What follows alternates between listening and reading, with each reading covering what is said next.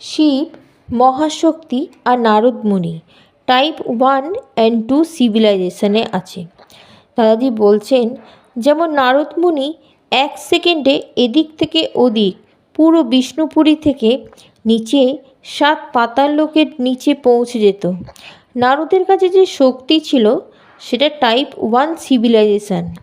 তখন অনন্তদা বলে, যেমন আমাদের শাস্ত্রেও লেখা আছে মহাদেবী নিজের জানে করে ব্রহ্মা, বিষ্ণু, শঙ্করকে বসিয়ে অন্য ব্রহ্মাণ্ড। তখন দাদাজি বলে, হ্যাঁ, অনন্ত কোটি ব্রহ্মাণ্ড দেখিয়েছিল।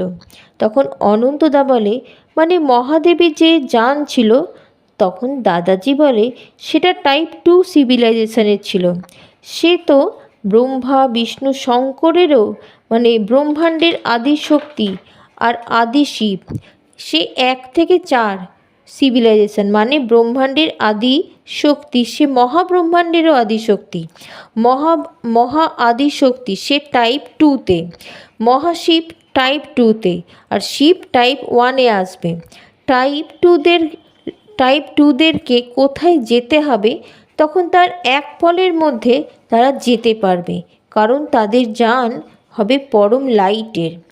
बेहद के बेहद की परम परम परम महाशांति है, महाशांति है, महाशांति है।